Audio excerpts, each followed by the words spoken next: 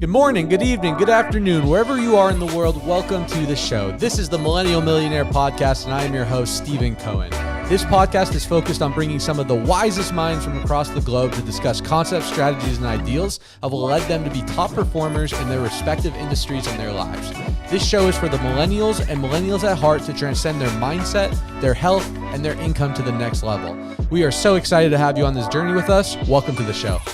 Yo, welcome back to the show, everyone, to another episode. Today we have another special guest who is usually on the interviewing side of the microphone, but today he's going to be the one being interviewed. We have Mr. Sean Kelly. Sean is the host of the Digital Social Hour podcast, a top 100 podcast in the country. He hosts $1 million plus networking events all over the country. He's a digital creator, an entrepreneur, and a Vegas guy who we've been connecting with. So super stoked to have you on the show, dude. Yeah, man. It was great catching up with you in the Lifetime sauna the other day. That's right, dude. That's right. So, dude, you're blowing up. Your podcast is obviously blowing up. We do podcasts at the same studio, and you said you're doing 40 podcasts a day?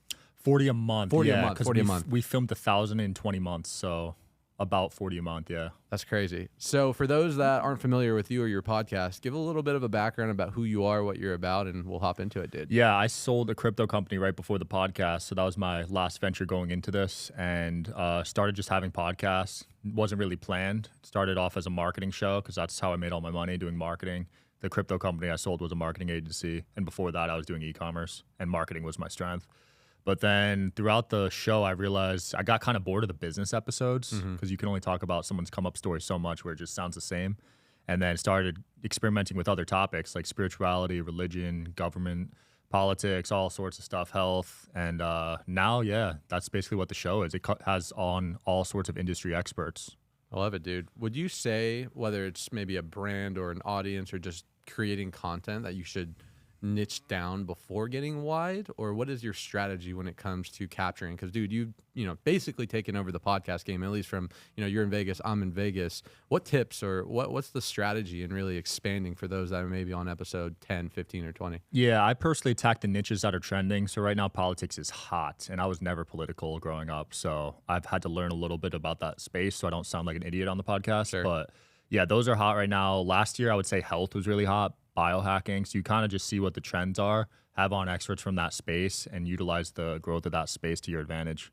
No, it makes sense. Have you always been entrepreneurial, or where did you get the itch? Because obviously you got your hands in a lot of different things, right? From the crypto world, I think you were big into NFTs at one point, right? You're creating these networking events, and I think the first time we actually got connected was you just cold DM'd me, and I was like, "Who is this guy?" I went to. He was like, legit. Went to your networking event. You weren't even there, which we'll talk about. I was like, "Whoa, this is legit." So yeah, where'd the entrepreneur spirit come from, dude? I think my dad, for sure. He was selling books when I was growing up. I would help him go to book sales, dumpster dive.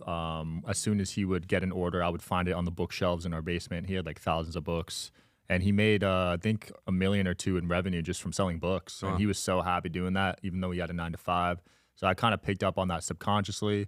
Then getting into video games, I learned how to buy low, sell high. I played RuneScape, MapleStory, was a merchant in those games, was one of the top players in those games. And yeah, just always, selling candy in school, all the classic entrepreneur stuff, lemonade stand, did all that. Do you think entrepreneurship is taught? Do you think you have to be born with it, or do you think it's something that is more caught as you grow and develop? I think born, but also subconscious influences at an early age, I think really contribute. But probably both. But born would matter more, I'd say. From what I've witnessed. I'm sure you've seen it too with your friends, right? Yeah, no, it's interesting because, when I grew up, I had no entrepreneurial influences. It was actually the opposite. My parents, both employees, never really made any money. So growing up, I always wanted money. I didn't know entrepreneurship would be the way. But then as I'm very grateful that I grew up, I think we're around the same age, but we grew up in a time where the 21st century and social media and the information age, where you started to get exposed to people that were making money, that were outside the traditional go to school, get a 9-to-5, be a doctor, lawyer, surgeon, etc. So it's just always interesting to me to see people's backgrounds of what really attracted them to some type of entrepreneurship, where other people, unfortunately, fortunately, they've chosen a route that's more cookie cutter, which is fine for them, but most of them aren't happy with their situation. Most of them are not, yeah. I've seen it with a lot of my friends. It's unfortunate, dude. Where'd you learn your networking skills, dude? I feel like a lot of people give you obviously a lot of credit for podcasting, and you're putting in, obviously the quantity with the amount of volume, but you host network events all over the country. I've been to a few here in Vegas. Where'd you learn how to network at a high level? I was really good at internet networking. So do you remember that site Swagbucks? Mm-mm. Oh, it's like basically if you got people to sign up, you would get money. And I was just really good at that. I would go on Yahoo forums, post my link like 100 times a day. Was one of the top people in that site. There was another site called Superpoints, and I must have been one of the top people there too. But yeah, I was making like little side money as a kid, just online networking.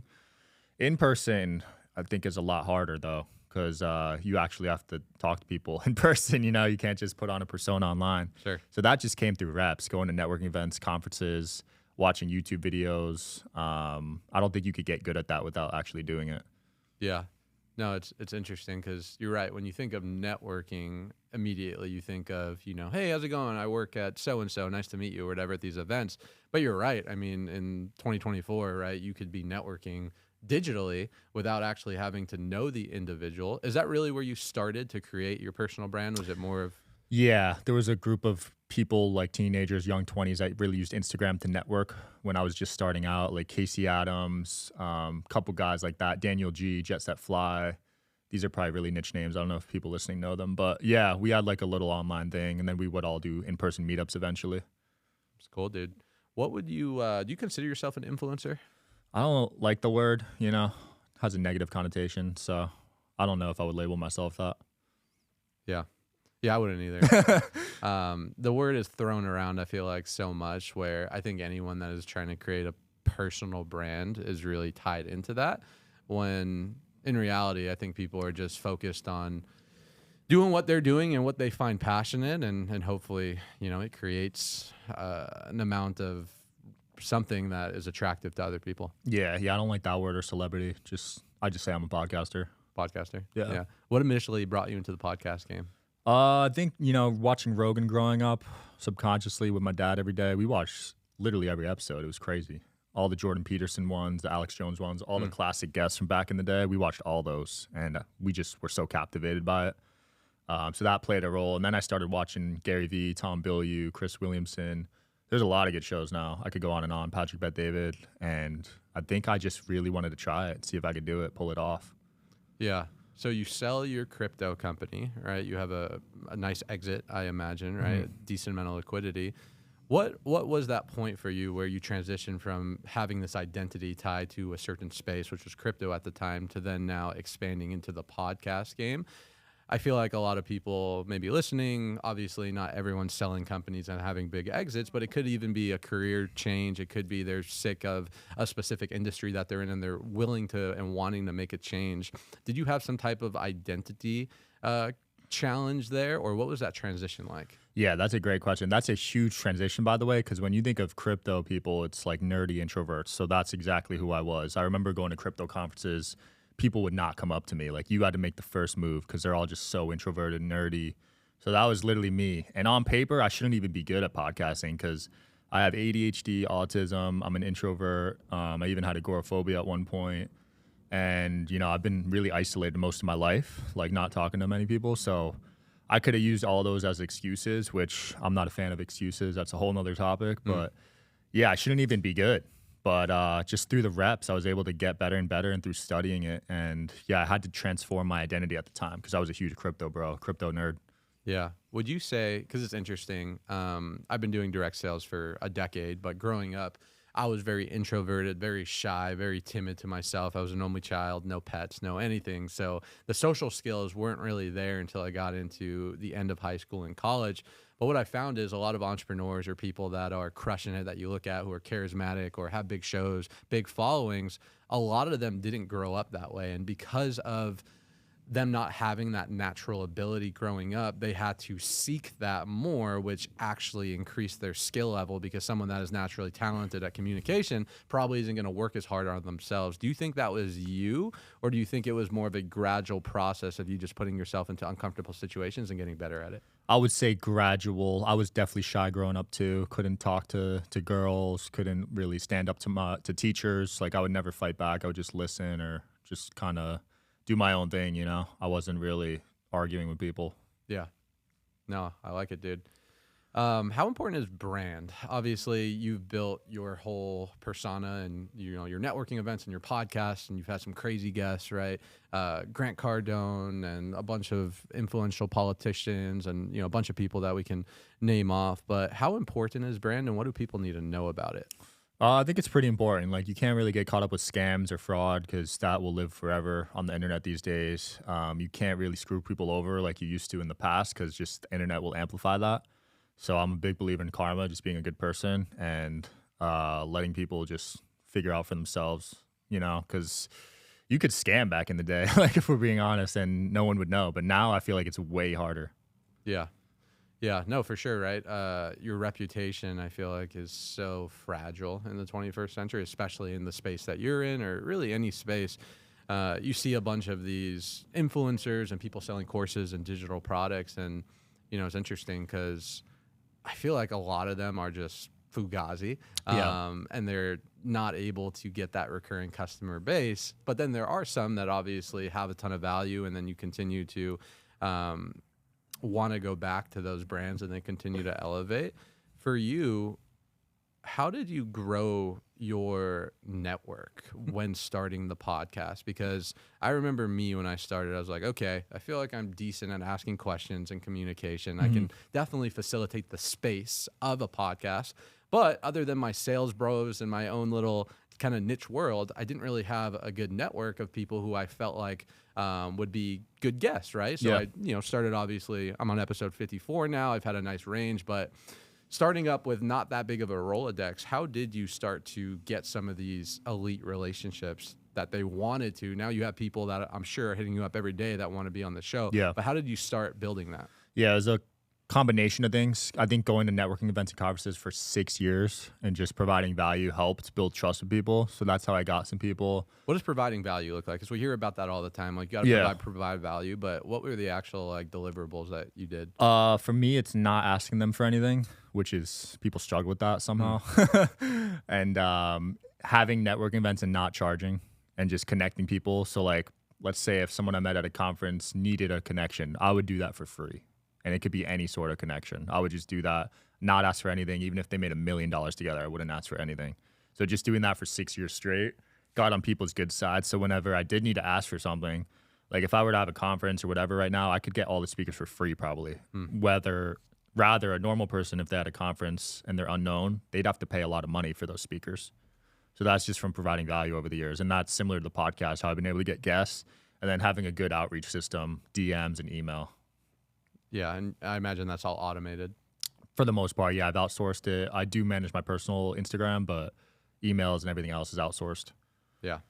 Would you say you're a long game guy, Sean? In terms of the way that you move? It's all relative, because I do if you look on paper, I've hopped industry to industry every 2 to 3 years. I've done like 7 different companies now, but I think this podcasting might be different. I think I might be doing this for a while, even though we're starting to get some offers now.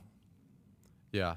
So what does that look like? So you build up, a super successful podcast, right? I think you were trending like top 10 at one point. Yeah. Maybe it was business or entrepreneur, top 100 in the country. So what does that look like? You develop the brand, you get on really good guests, you start to get some traction. Was the intent always to get brand deals and endorsements and stuff like that? Or was it more of, hey, I just want to add value and then see where it takes you? No, sponsors was never the primary revenue driver that I wanted to have for the show because that could be shut down at any point and you're at the mercy of that company or that person. But we actually did $75,000 this week just in sponsors. But that was never the main goal though. You know what I mean? And that's where people, they have the main goal as to make money from views or sponsors. And then you're at the mercy of someone else. So I'd rather have more control in my hands and have different revenue streams, have networking events, meet people face to face. And it's a little old school, but something about the events is just powerful. The energy in there, the connections that people end up making. Like there's people that met at my events years ago that are now business partners or now they're even dating or whatever, best friends. And I came from me. So that's cool. It's a good feeling. Yeah. Talk to me about the events. What was the why behind them? I think I see the play there and the power, but I remember going to your first event. Yeah, my first one in Vegas. The first one in Vegas, yeah, first one in Vegas that you weren't at. I think you got sick or something like that. And I get to this event and I hear a bunch of people talking. And I was like, who's this Sean guy? Who's this Sean guy? Like, he puts on this whole event. It wasn't cheap, right? It was a nice venue. It was expensive. It was all paid for. I guess what was the why behind that? Yeah, I was at the Nomad Library. Shout out to them. And that was my first event in Vegas, and had a family emergency like come up that day. So I had to fly out, but I missed it. And I heard it went well. There was like a couple hundred people and good networking. And that's what I like to do, man. I like to connect people and not ask them for shit. So if more people did that, they would be way more successful. But instead, people show up and ask for stuff. And it's like, dude, like, I don't even want to talk to you. There's a couple people at my last event just asking me, like, for a photo is fine, but then they start asking me for connections, asking me for, like, advice. It's like, dude, come on now. You got to reshift that mindset a little bit. Yeah, give, and then ask, right? Yeah. Or give until the law of reciprocation sometimes gets back to you. Do you feel like, because you've done a lot of different spaces, you're obviously very intellectual, you're obviously crushing it at this space. Do you feel like you've been able to learn certain philosophies or certain concepts or certain characteristics from your previous entrepreneurial endeavors that has helped you look like an overnight success? Because someone from the outside looking in, myself, we started around the same time. Obviously, you're putting in a lot more energy. This is your full-time thing, a lot more quantity, a lot more strategicness to it. But would you say that through your entrepreneur journey, you've compounded belief and all that to essentially help you look like an overnight success in this new world? Yeah, I think you pick up something just naturally from every business endeavor, whether it's a failure or success. So for me, now I'm at the point where I'm only focused on podcasting. Everything else is outsourced rather than doing everything yourself, which at first you have to do. But now I'm so locked in where I just show up and podcast. Everything else, part of the business, is outsourced. And there's a lot behind the scenes, as you know, as a host, whether it's the editing, getting guests, researching for the guests. So that's been the main thing, and I picked that up from Dan Martell, who's one of my favorite guests that I've had on. Yeah, buy your time back, right? Yeah. Would you say in the context of podcasts or creating content in general, is it more important for quantity or quality at the beginning? That's tough. I kind of did quantity, I'd say, but now I'm more focused on the quality. So I'll say quantity just because you could get the reps in, get really good at podcasting. If you're only posting once a week, that's not enough, in my opinion. Post as many times as you can a day, because then you can see what topics are trending, what guests are going viral, and then just run it back. Yeah. When it comes to the social media platforms, how do you view it in terms of your overall kind of strategy? You know, I was always told that Instagram is more of like a placeholder. Yeah. And then obviously you have your main platforms, which is the Apple iTunes, the Spotify.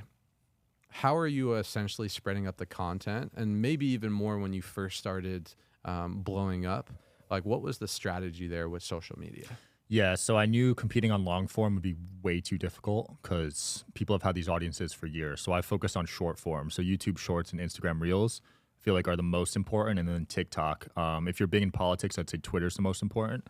But for Instagram Reels, I run ads to those, and I run ads to the YouTube videos because I want the views to be high. Because when you're doing guest outreach, they're going to look at your views. They're going to look at the comments and whatever, your subscribers, your followers. So you need to run ads and build a base. That's what people don't do. So they'll hit up guests and they get 500 views. They're probably not coming on. You know what I mean? It's just the nature of the game. They get asked to go on so many shows. They're going to pick the top viewed shows. Yeah, 100%. When it comes to guests, how do you choose them? Was it more based on, I know you said that you niched in entrepreneurship and business and then you've gone broad. Is it strategic the way that you pick them, or at this point it's really anyone that has a big following that you feel like you can extract good value from, you're looking to get on the show? Yeah, the following matters. I'm not going to say it doesn't, but it's not the main thing, which most shows treat that as the main thing. For me, it's the viral component and the messaging. So if they have a really interesting message, sometimes they're not just getting the views because they don't know how to. Those are like my most viral episodes. Like it's someone you've never heard of, but they have some crazy philosophy, right? So that's something people don't do as podcasts because they just try to get on the biggest guests they can. But there's people that are low key that you kind of just got to find them, whether it's on your Explore page or on another podcast. That's what they should be focusing on, in my opinion. Yeah. The strategicness behind the edits, how important is that, right? Because you can have an hour-long episode, but there maybe is one or two gems that could be that viral. If you're outsourcing it, how do you ensure that the gem is being mined properly if you're not the one with the pulse on it? Yeah, I hire a US base for editing because you could cheap out and go India or overseas, which I used to do, but they won't get as many views. I've split tested it so many times. It's just a language and a cultural thing. And I try to do 3 to 5 clips per episode per guest. And if some of them blow up, I'll tell the editor to do more and just keep it going until they stop getting the views I want. I like it, dude.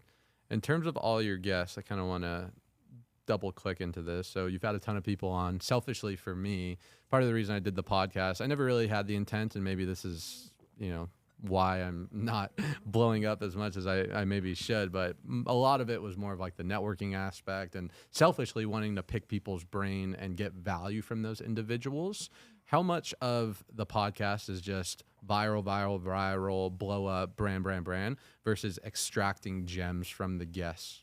Yeah, I'm pretty strategic with it. I definitely want them to give great advice for the audience. Sometimes it's a little too niche, so you kind of got to keep it broad. The niche stuff I noticed doesn't really get views, unfortunately. So we nerd out on like 8-figure plays and stuff, but that might only get 5,000 views. Sure. Because I've had on billionaires and they get no views. Yeah. So sometimes it's too high level, too niche. So you got to find that sweet spot with the guest. It's tricky. Yeah. Is there a level of preparation? Obviously there is, but if you're doing, I think you did 8 or 9 in a day, what does that preparation look like? Yeah, it's not too bad with AI these days. I really feel bad for podcasters before AI because, oh my gosh, they had to actually watch the episode, read the books. That would probably take 10, 20 hours per guest. But AI just saves a ton of time because you could summarize the books, summarize the podcasts they've been on, quickly go through their feed, see what. You can even use AI to see what are the most Googled questions for that guest. So you might as well start there and ask like 5 of those because obviously people are wondering and people want to know the answers to those. So those questions go viral a lot of the times, I noticed. Wow. Where else are you using AI and where do you see it going? Because that's so interesting. I never even thought of that, to use AI, especially if most of your guests are public figures. They have a lot of data on the internet. Yeah. Where else are you using that in other areas of your business? And where do you see AI being who you are in terms of have crushed in the digital space for so long? Yeah, in business, I mean, that's pretty much it. Sometimes to draft legal stuff, and then I'll have my lawyer finalize it just to save money. But I'm using it a lot personally with my health. I'm using it on my teeth at the dentist. I'm using it on my body, on my blood work. And it's just because it's not going to give you a human error or a misdiagnosis. So I really trust it in that regard, unless you go to 23andMe. Did you see their whole board just resigned? No, I didn't. Yeah, I don't know where they sold that data to. Oh, geez. Who knows? But did you take that test? No, I didn't. Oh, lucky man. Yeah, he did? Yeah. Their whole board resigned last week. Dang. Well, went somewhere. Yeah, some AI company. In terms of the guests that you've had on your show, because this is really kind of where I geek out. I like the mindset part of things. It's kind of extracting the information. What would you say, having, such a wide range of guests from billionaires to high-level politicians to people with massive followings, have you found common denominators or common qualities that you feel like have allowed them to get to the level they are? Or are they all different based in their own individual journeys and stuff? Yeah, it's pretty common. Like yesterday I had a dentist, OnlyFans girl, spiritual activist, and a child actor. And I see commonalities in all their stories. You know what I mean? It's like trauma, work hard to fix it, and then succeed. Like it's something along those lines. So I've noticed so many times that people had like a rough upbringing, a rough moment, a rough relationship. They overcame it through whatever method, and then they thrived and surrounded themselves with better people. The hero's journey. Yeah, it's almost in every entrepreneur I've seen. It's like a formula. Yeah. No, I think that's really, really important, because I think people that are listening, everyone always feels like their problems are their problems and no one else is dealing with it. Or it's easy to look at someone like yourself or someone who's successful and say, oh, he's been successful because, he just made a podcast and blow up. He's doing all this. But when I think the power of podcasts is really hearing people's testimonies and making those common denominators and hopefully relating that to your life to hopefully give you the faith and confidence to overcome whatever you're dealing with, to pursue the job, go after the girl, move to the city, start the business.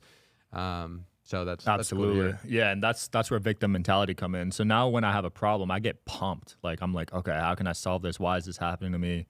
This is going to help me grow. Instead, I used to think, oh my God, like the world's ending. Like I would just lock myself in a room and like cry about it or whatever. So it's a mindset thing for sure.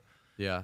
How do you feel like the proximity, right? Because when it comes to proximity, there's a few different aspects to leverage it, right? Obviously for connections, businesses, you're hanging out with Grant Cardone, maybe you get an invite to his new special event or whatever the case is, right? That's one aspect.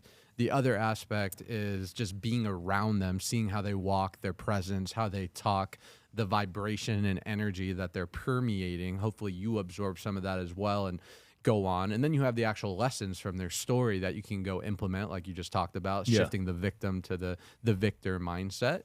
What do you feel like has been the most valuable for you personally out of those? Out of the networking? Sure. I mean, definitely the energy. It's something you can't really explain, but when you're around people just doing way better than you, it rubs off on you. I'm not sure how, but every time I have a networking event, I make 6 figures that next week. It just happened again.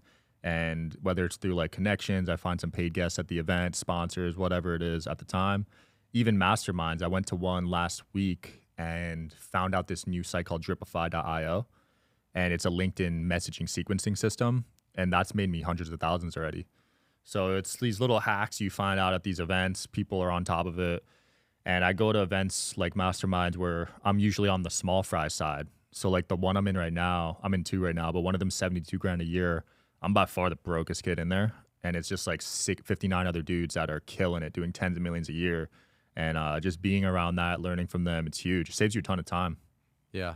Have you always been a big invest in yourself guy, even before these last couple of years of blow up, or is that something recently? On business side, yeah. I definitely neglected health for 26 years, just thinking I was invincible, but that catches up with you. So now I'm much better on the health side. But business side, yeah, I've always wanted to, whether it's books, audiobooks, podcasts, I'm still learning 3 hours a day at least, whether it's those forms or something else. What was that shift in the health?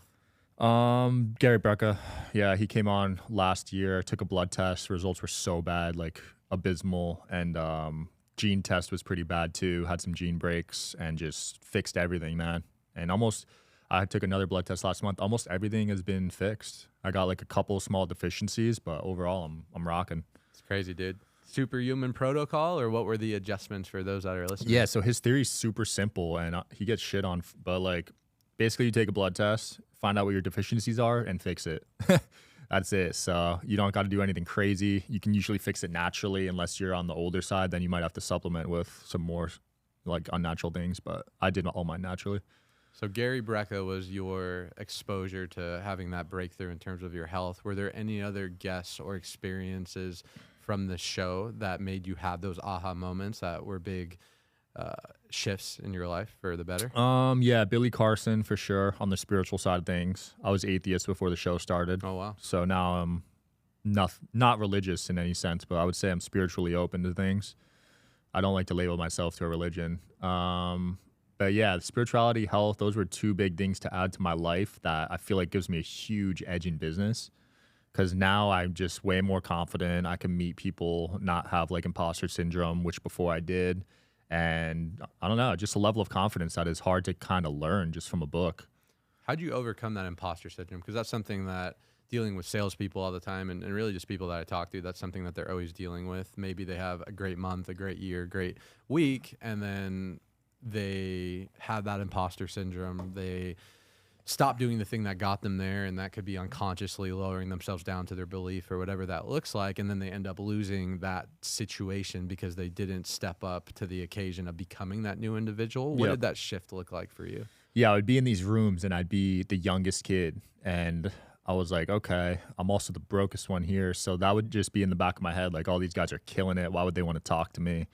But the age thing, people like being around young energy, I noticed. So like they kind of see themselves in you. Some of them want to even mentor you or guide you. And that's what I realized. That even though these guys are making way more than me and they're probably happier than me, have better relationships, I'm still figuring it out. I'm young. So I eventually just realized, I could use it to my advantage, actually. Yeah.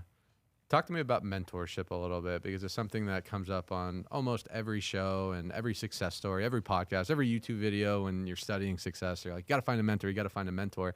I feel like the way that you are, you've taken a very strategic and tactical way when it comes to this. What are some advice for people that maybe are looking for someone to help them overcome the challenges they're in that have walked the path that they're trying to walk? Yeah, you'll definitely meet some potential mentors at events, conferences. So get out to those. Whatever niche you're in, there's always an event, especially in Vegas. I see the most random conferences here every week. But for podcasting, I studied the greats and then I worked my way up to having them on the show. So that way I knew they were in my network. I could swap guests with them, which I'm creating this system now where if someone comes on and they have a big show, afterwards, let's swap 3 to 5 guests. Let's grow together.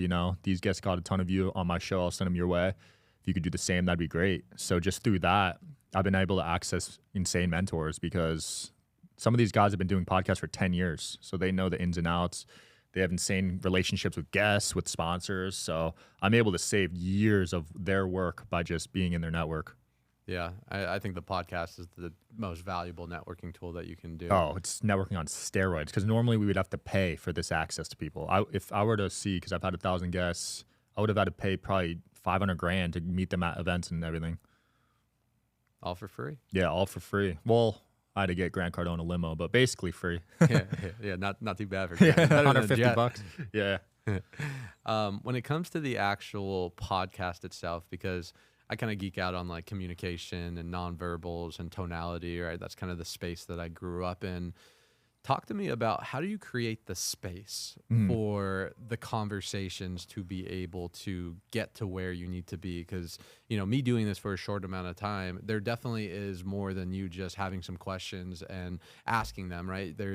You create the space, you create that psychological safety for them to hopefully share things with you that they're not sharing on the other 1,000 podcasts they've done. What does that process look like? Because I think it's valuable, whether it's a podcast or a sales pitch on the door or a business negotiation, being able to create that space is very important. Oh, yeah. Great question. It's case by case, too, but I've studied the greats on what they do. So Diary of a CEO takes it really extreme. Have you seen that show? No. It's one of the top business shows, but basically he has a research team that looks at the guests and studies their childhood and studies their favorite music. So when the guest walks in the door, that music's playing. So it makes them comfortable psychologically. Wow. And then he has items on set that the guests would know about. So like whether it's like something that they grew up with, like an artifact or something that makes them calm, a book, their favorite book might be in the background. So you could get pretty wicked with it, man, if you're in that NLP stuff. I don't do all that. I just kind of feel out the guests beforehand. Sometimes I'll talk to them beforehand. I don't do any gotcha moments, which is huge because the bigger guests are scared of that. They don't want to have any weird secrets exposed. So I don't do any of that on the show. I think the celebrity talk is pretty useless, like the celebrity gossip stuff. So I don't do that. And it's not like a set formula. Like every guest is super different. Some guests are super closed off in general. So you got to kind of ease your way in, but some you could just start off the show with some wild statements. Yeah. What would you say has been your top 3 guests for you personally, where either you got the most valuable or it was the most memorable or the most impact? Robert Edward Grant made me feel like a first grader. So that's someone I want to have back on because I feel like I could have done a lot better on that interview. I think I was underprepared.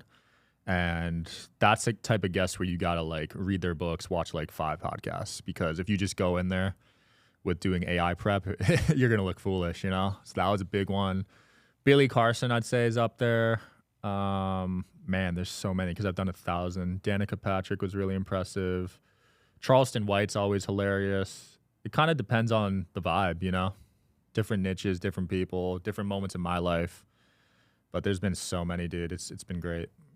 Has your strategy from day one always been just to outproduce everyone else when it comes to just raw quantity? Because I think people underestimate in anything, whether we're talking podcasts, business, creating a brand, drop shipping, whatever business you're in, I think people underestimate the amount of just pure reps you need, especially at beginning, in order to actually see some success and momentum.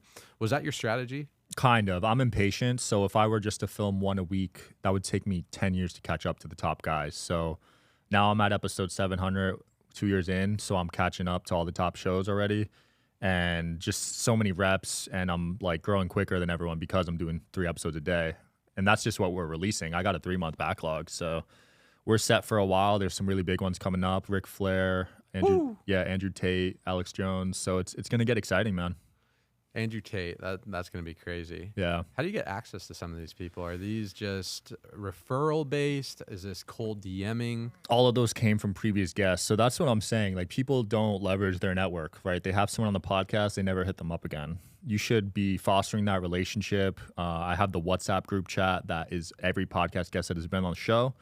You're in a group chat. You're not allowed to promote anything. If you do, you get kicked. I've had to kick a few people for just being idiots. But otherwise, it's a great chat. You know, people are just providing value. There's been 7-8 figure deals that have gone down in there. People have changed their lives. Some people even cured diseases in there, like all this crazy stuff. So, and I'm responsible for that because I introduced all these guys. So now when I go ask them for, hey, I saw you were friends with this guy. I saw you were with him last week. You think he'd be down to come on the podcast? A lot of the times it's a yes. I love that, dude. I didn't know about that group. Facilitating value, I think, is such an interesting concept. That's something that I learned early in my career. As a leader of people or sales organization or company, it's almost impossible to add value to every single person in your organization. The great leaders are able to facilitate value within their organization, right? Have other people add value to each other where you're just the one facilitating it. What's your thoughts on that? I feel like you're a very strategic guy, and I think you understand the power of leverage and scale and using other people's, you know, we all know OPM, right? But other people's networks, other people's energy, other people's expertise. How can people leverage that more? Yeah, value is important to me in relationships, and it doesn't have to be financial value. I have really close friends of mine that are broke. Like, my best man at my wedding is living paycheck to paycheck, but he's providing me value in other ways financially. So don't worry if you're watching this and you're broke. It doesn't have to be just money. But that's one of the most powerful value creations, in my opinion, if you can help someone make more money. And that's what I've been able to figure out, really. Just connecting the dots. These people make money, and that's like a superpower. Like, I'm like the Dan Fleischman of my generation. And yeah, just connecting people is powerful, dude. So build up your Rolodex. Be good to everyone. You never know where people are going to be. There's people I talked to years ago that surpassed me, or they're doing way better than me now. And I was nice to them. So they respect that. You know what I mean? How much is adding value, making sure your house is in order versus looking to figure out needs for that individual? Yeah, you can't be too giving. I suffered from that, actually. My girlfriend would kill me like all the time because I would put other people before me, before her. I was just so giving. So you got to find that balance. Take care of your own stuff first, then provide value, in my opinion, because you can't be homeless. Yeah, you can't be homeless. I think too many people out there, especially in this space, are giving, or trying to build something when in reality it's like they need to deal with their own challenges and insecurities and make sure their car's clean, make sure they have enough money in their bank account. And that's really what leadership is in my mind, right? It's true leadership is being the individual and being the example, because you can't really give to anyone if you're not experiencing it yourself. Yeah, it almost happened to me. So when I moved to Vegas 3.5 years ago, I didn't have a good credit score. So when I went to go rent a house, they wanted 6 months down, and the rent was $4,500. So that's, $25,000 down. That was all the money I had at the time because I just came off a huge L. I think I got wrecked in sports cards, which I put all my money into. So I built and lost my money a few times, and that was one of them.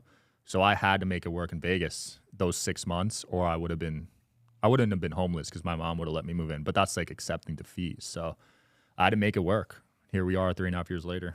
Yeah, the come up's been crazy, dude. Talk to me a little bit about the L's, because I think everyone sees the show and they see you and they see the networking events and they see all the success, and most people, right? Social media is a highlight reel. You know, there's a great quote I just heard. It says, everyone is jealous of your life, but absolutely no one is jealous of what you did to get there, which I think is so true. Talk to me about the L's and what mindset that you had and who you had to become in order to navigate around some of them. Yeah, so that was the first big one, I feel like. And then I think last year or 2 years ago, lost $10 million, all in crypto and Forex. So I think I lost $1 million in Forex on those AI auto traders, got wrecked.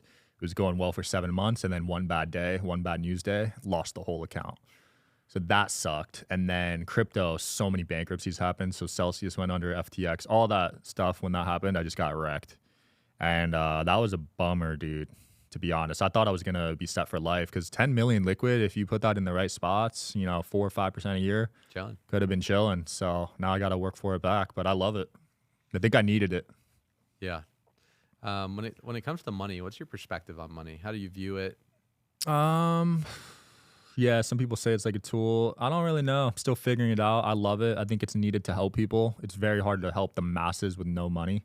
So I'm going to figure out as I keep making more and keep using it in hopefully good ways for everyone. I think reinvesting in the podcast is a really good ROI. So I'm doing that for now. Yeah, you take me as someone who really, truly enjoys the game, the love of the game. You know, Gary Vaynerchuk talks about it a lot, where it's like money's always a byproduct. Sure, we all need money. It's important. You need it for things. But you take me as someone who just truly loves what he does, and maybe that's based on your video game background. Mm-hmm. I view business kind of as a game to some degree. And I think the people that view it as a game and they're not so attached to the financial gain of it end up winning long term and making more money because it's not their focus. Their focus is winning. Agreed. Yeah. When people ask me like how can I get more views? How can I get more money and subscribers? That's like the wrong mindset in my opinion. It's really hard to build a brand like that. Yeah, definitely. Sean, dude, tell me about what your end game is. Obviously, you're still young. You got a lot of big things going on. You've been in a lot of different spaces, and you know it could change year over year. But what's your current vision? What does it look like? Dude, I'm still figuring it out. I just went to a psychic yesterday, and she said this thing's gonna be huge, but I don't know what that means. Like she said, a lot of lives will be changed. I hope that's true. We'll see. Yeah, I just want to inspire, educate, help people. It's a new era of knowledge. Like I didn't have stuff like this when I was growing up, like podcasts, and we were just so in the system. I think if kids watch podcasts or whatever they're consuming on instead of going to school now, it's going to be really interesting to see how it plays out. Yeah, where do you see it? I feel like you have a pretty good pulse on what's going on in current times. Obviously, you're getting exposed to so many different guests in this much quantity. You're absorbing all this information. I guess two-part question. Where do you see the current system and everything that's going on with social media, AI, the current schooling system, education? How do you see that shifting in the next 5, 10, 15 years? And then the second part of my question is, how do you not allow yourself to just input overload and make sure that you're actually applying the important things that you're sifting through these guests? Right. Yeah, that's important too. For the schooling, I think they'll go more community-based. There's a lot of people starting their own schools now, which I love. So I think the numbers are going to keep going down every year for colleges and public schools, and I think they're going to be transferring to private or homeschool, which is great. So I hope that trend continues. And then in terms of applying it, that's something a lot of people don't do because they'll read books, listen to podcasts, and then just sit on it, and then eventually they'll forget it. So I kind of just take action immediately. I have a Trello, which is like my to-do list. And if I listen to something on a podcast or a book, I immediately write it, and I'm going to take action on it that day or the next day, whenever. So that's important. And every podcast guest I have on, I try to implement at least one thing that they taught me. Speed of implementation is huge. Yeah. You know, to know and not to do is not to know. There's so much information out there, and you know, I can do a crazy good mindset training for our sales team, and only about 2 people will actually do the thing that I told them. And it's like, why do you expect you to get the results if you're not actually willing to change and willing to be coachable? And yeah, it's super unfortunate. Yeah, I feel that. When it comes to staying focused and staying dialed, because I feel like you're a very process and system oriented person. Do you have any type of rituals, routines, or tools that you use? You just mentioned one in terms of your to-do list. Yeah. Are you a big whiteboard guy like Steve Jobs and writing everything all over the place? Or what does your process and routines look like? Not a whiteboard guy. I take Magic Mind. I have a red light helmet that I use that wakes up my mind as soon as I get up. I love the sauna. Love going on walks. I just implemented backwards walking into my routine, so I'm doing that every other day. Learned that from the Ease Over Toes guy. And then just podcasts and learning from those. Because if you log into YouTube, there's like 5 new amazing podcast episodes every day. It's actually crazy. You kind of need to pick like what you're listening to because there's just so much good stuff. So just really be aware of what you're consuming, I'd say. Because you can watch Netflix for 8 hours a day. There's a lot of subliminal programming in those movies, especially the modern ones that you're watching. You know, it's pretty nuts. So would you rather do that or watch 8 hours of podcasts or audiobooks? Are you, because I agree with you, one of the big shifts in my life, especially when I first got into entrepreneurship, was the aha moment was I need to turn my car into a mobile library. I needed to stop watching Netflix. I needed to stop playing video games. I had to basically killed my old life, my old identity, my old story, and create a new one in order for me to step into that new version of myself.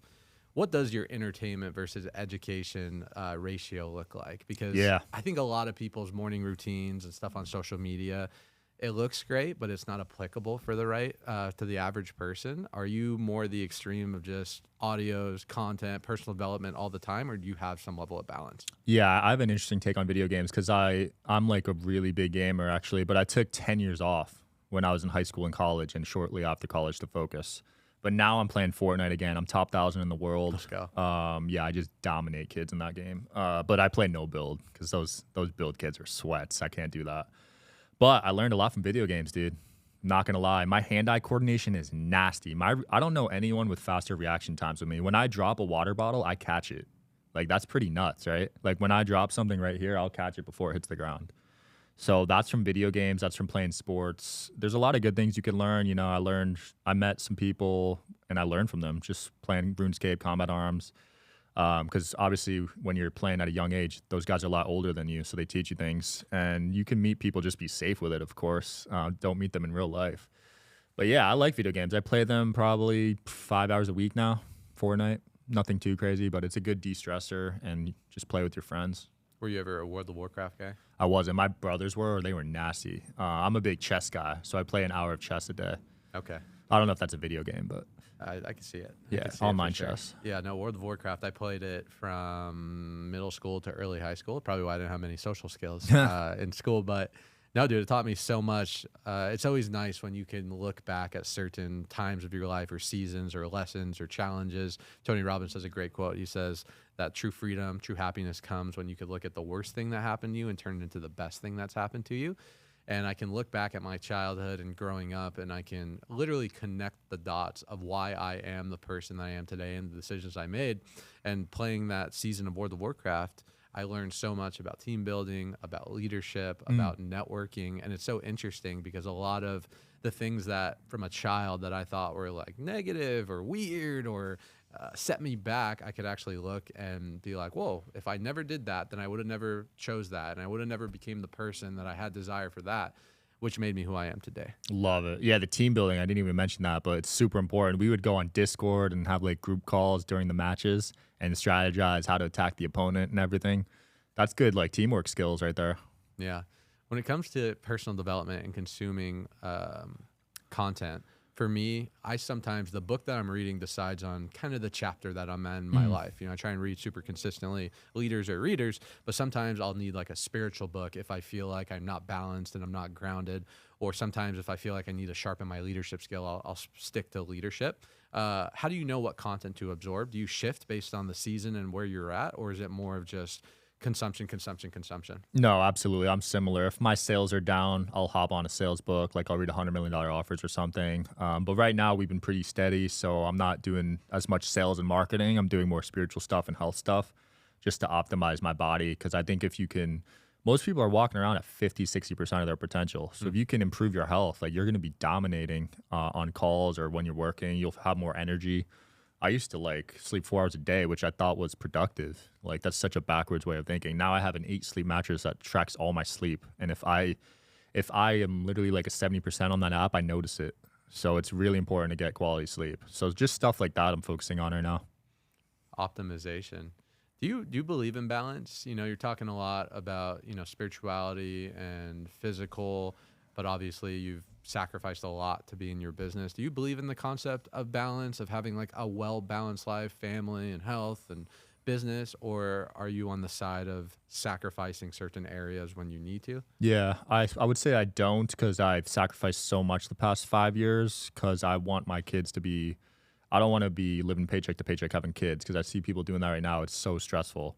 So I know I was sacrificing my early 20s, not going out to clubs, not partying, just so I could provide a better life for my family in the future. So I would say I don't. And even when I travel now, I'm still working. Like I'm still on my phone, doing emails. I don't do any calls, actually. I'm against calls, but I'm still working in one way or another.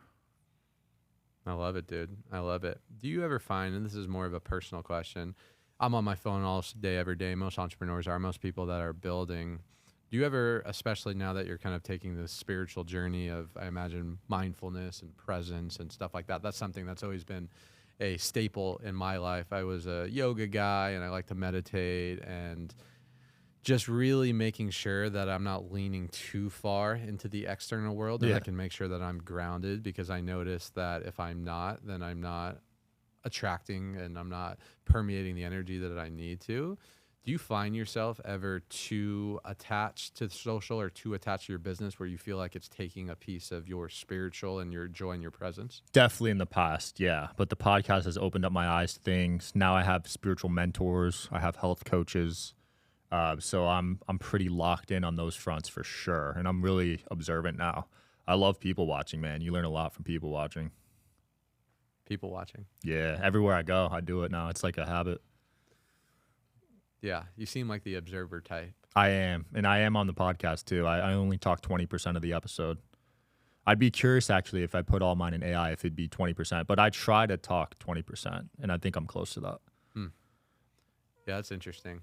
Because for me, I feel like I could probably do, I guess it really just depends on the style, right? Because you have your Joe Rogan type, you have like your Ed Milet type, you have your different types of podcasts. Where do you think that you fall into the style of podcasting?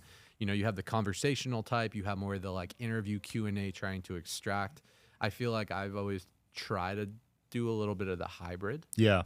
Yeah, it depends on the guest actually, but I'm trying to do more conversational based because I feel like it's more natural, and I've been studying a lot of Rogan. He actually doesn't ask many questions, so he ends a lot of his sentences with a statement and the guest just builds off it. But that's really hard to just do. So I've been working on that because sometimes I'll just seem robotic and just fire away questions because you get so into it. And now I try to like converse more. But I think everyone's different, man. You know, sometimes just the questions are what people want.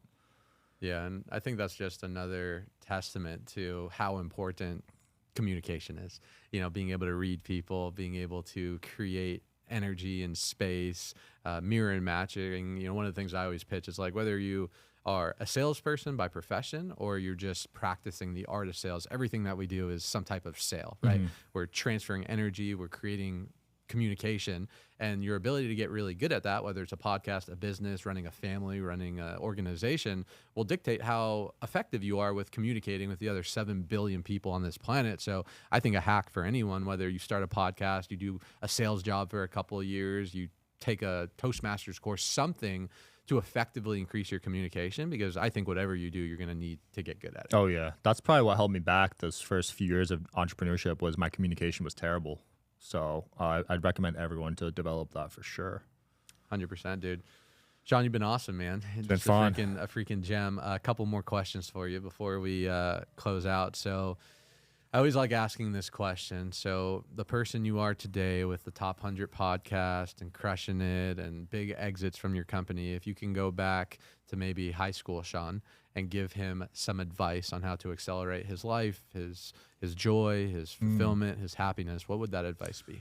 Dude, I used to worry so much about fitting in high school and like thinking the world was ending if I wasn't fitting in, pretending to be someone I wasn't. So I would just say, don't worry about that, dude, because it's so irrelevant looking back at it, like trying to pretend to be someone you're not. And a lot of kids struggle with that, identity issues, especially the females these days, man. These suicide rates, insane, just trying to fit in, trying to become beautiful or whatever. It's all relative. But yeah, don't worry about high school stuff. Just focus on what you're passionate about. I would tell myself that. Stay in your own lane. Yeah. Yeah, dude, I agree. I was the same way. You know, I thought high school was going to last forever, and whatever happens here is how you dictate your life. And it felt so freeing leaving, going to college, because I felt like I was really stepping into the own world, and I was able to create my own identity. But you're right, dude. A lot of people are suffocated by the opinions of other people. And I think that's a big reason why people don't go chase their goals and their dreams. As cliche as it is, you know, most people out there are doing something because they think that's the right thing to do by society. In reality, I think that's the biggest trap, and that's where regret ends up coming from. Oh yeah. Yeah. I remember, going to college, I'm like, yeah, I'm gonna reinvent myself. And that wasn't even me also. So the things you do to fit in, right? Hey, well, You're crushing it now, dude. I appreciate you coming on the show. Where can the viewers get connected with you, listen to your show? Yeah, Digital Social Hour. And please come to one of my events. We got one in Vegas during F1, and I have them in new cities all the time. So just stay tuned. Love it, dude. Guys, definitely follow Sean Kelly. Come to his events. Check out his podcast. The dude is absolutely crushing and taking the podcast game by storm. I appreciate you hopping on, dude. Peace. We'll see you guys on the next episode.